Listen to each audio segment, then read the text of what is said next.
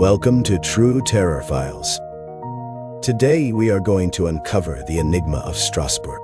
We hope this story captivates. July 15, 18.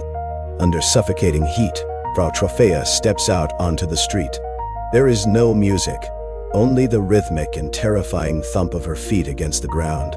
She dances tirelessly for 6 days, initiating an inexplicable tragedy. Without further delay, we begin. The official records of the Strasbourg City Council document an impossible physical endurance. Frau Troffea did not stop when night fell, nor when the sun rose. For almost a week, her limbs moved with a mechanical precision that defied all biological logic. You could see how her feet transformed into a mass of living flesh and blood. Her shoes soon fell apart, but she continued hitting the street stones with her exposed heels. There was no music in the air, only the dull sound of her bones striking the pavement. Witnesses soon stopped seeing a dance to witness an involuntary torture. Observing her empty gaze and her face drenched in cold sweat, terror seeped through the crowd.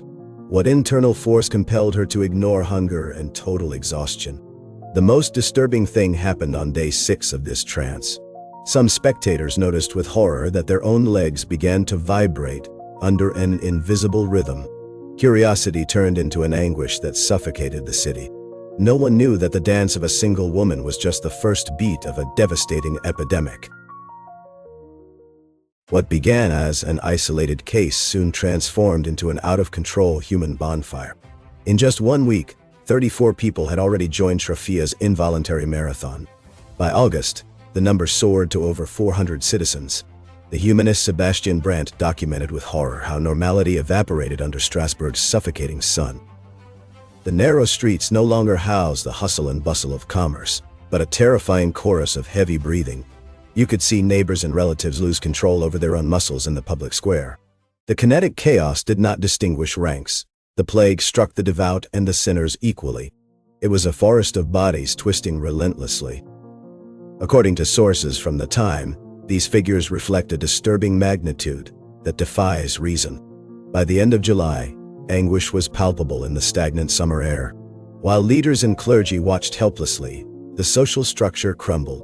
Strasbourg sank into absolute disorder, under an invisible force that compelled hundreds of people to dance frantically towards their own painful physical destruction before the eyes of the entire city. The faculty doctors observed the frenzy with clinical coldness. They immediately rejected simplistic theories about demons or hidden sins. For these men, the mystery resided in the veins and not in the soul. They diagnosed the dancers with a severe case of hot blood. According to the medicine of 1518, the internal heat had intoxicated the fatigued brains of those affected. This inflammation of the humors forced the muscles to shake uncontrollably. The proposed cure was as logical as it was terrifying. The experts assured that the victims had to dance even more to burn that internal fire. The municipal council, trusting fully in science, decided to intervene directly and immediately. They ordered that the dance should not stop under any circumstances. If the body wanted to move, they had to facilitate its path towards its own destruction. They transformed the squares into centers of physical purge, turning public space into a slaughterhouse of human resistance. No one suspected that this medical advice would accelerate the collapse of hundreds of hearts. The science of the time had just signed the death sentence of its own people with surgical precision, cold and extremely lethal for all. The Strasbourg authorities made a terrifying decision. They emptied 2 large grain markets so the dancers would have space. They were no longer mere people suffering in the corners. Now, they were part of a macabre theater organized by the municipal council itself. Local carpenters erected an enormous wooden stage in the city center. The sound of hammers hitting the planks mingled with the constant gasping of the sick. They wanted the dance to be efficient and organized. The most unsettling part was the arrival of the musicians. The city council hired professional pipers and drummers. They were paid to maintain a constant rhythm day and night. Imagine the horror of being forced to move under a din you couldn't ignore. The music did not bring the expected relief. On the contrary, the rhythm acted as a devastating psychological catalyst. The drums vibrated in the chests of those who were still healthy. Seeing hundreds of people jumping on an official structure, turned the plague into a grotesque public spectacle. The air filled with a frantic melody that hid the cries of agony. The wooden stage soon became a death trap for all those affected. The city itself was fueling its own collective nightmare.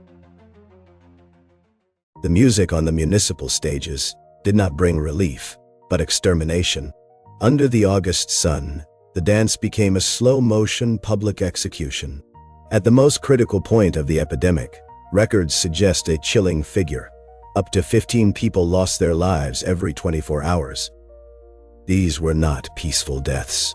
Their bodies collapsed from fulminant cardiac arrests and strokes caused by superhuman effort. Extreme dehydration tore their muscle fibers to the point of complete tearing. You could see the dancers collapsing on the stage boards, soaked in a mixture of cold sweat and blood. The most disturbing thing was the disconnection between mind and muscles. Many of those affected retained consciousness while their limbs betrayed them. They desperately cried out for help and pleaded for clemency from the saints. However, their legs continued to strike the ground with rhythmic and unstoppable force. It was a prison of flesh and blood. Even after falling lifeless, some bodies continued to convulse for a few seconds in a final spasm. The city of Strasbourg became a slaughterhouse where the executioner was invisible. The sentence consisted of dancing until the heart completely stopped. As September arrived, the air in Strasbourg grew heavy. The authorities understood that their recipe of music had only sown death. Silence returned abruptly when they banned instruments and dismantled the blood-stained stages. However, the survivors did not stop. Their feet continued to pound the ground in a macabre rhythm. They then decided that the evil did not reside in the blood, but in the spirit. They loaded the dancers into carts like broken merchandise and took them towards the Vosges Mountains. The destination was the sanctuary of Saint Vitus, patron saint of neurological patients. There, the horror sought refuge in the sacred. The priests performed exorcism rites in a suffocating atmosphere. They gave them small lead crosses and fitted them with intensely red shoes. Under the power of religious suggestion, the frenzy gradually began to dissipate. The violent rhythm that scourged the city for 2 months finally fell silent. Strasbourg regained its calm.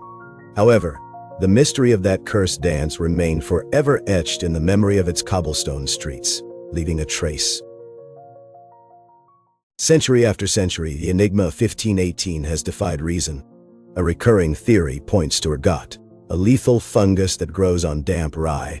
This parasite causes atrocious hallucinations and violent spasms in whoever consumes it. But could a poison sustain such a prolonged dance? Modern researchers assert that it could not. Ergotism poisoning would have prevented any long-term coordinated movement. To decipher this horror, you must observe the wounds of that society. In 1518, Strasbourg was a scene of absolute misery. Famine devoured homes and grain prices were completely prohibitive. Added to this was the relentless advance of syphilis and leprosy. Fear was not a simple emotion, but a permanent state of existence for thousands of people. This unbearable social stress fractured the collective psyche of the city. Modern science suggests that it was a mass psychogenic illness. The engine of the disaster was the deep belief in the curse of Saint Vitus. In minds pushed to the limit, superstition acted as a fatal biological trigger. The citizens fell into a deep dissociative state. The body obeyed an internal terror that the mind simply could no longer process or stop. The 1518 plague was not an isolated event in European history. Centuries before, in 1374, the banks of the Rhine River had already witnessed this same horror. Thousands of people danced until total collapse in cities like Aachen or Utrecht. These ancient outbreaks reveal a recurrent and somber scar in our collective psychology. Today, the silence of Strasbourg hides a truth that still profoundly shakes us. Experts define it very well as a kinetic contagion of traumatic origin. It is the definitive reminder that our mind can be fractured under unbearable social pressure. Internal pain thus transforms into a lethal physical movement that no one can stop. Could this frenzy repeat itself in our modern and technified society? The fragility of human behavior is a dark abyss that we prefer to ignore. The echo of feet hitting the ground in 1518 still resonates as an eternal warning. It whispers to us that, faced with absolute fear, reason is the first thing lost. Only a new trigger is needed for the dance of death to begin again. Thank you for joining us in this dark investigation into the 1518 epidemic. Historical reality is often much more terrifying than any fiction. If this journey through the Strasbourg archives has disturbed you, like this and subscribe for more documented mysteries. We hope that this journey through the darkest corners of our past has captivated you. Stay tuned. See you in the next chapter of history. The past still holds disturbing secrets to be revealed very soon.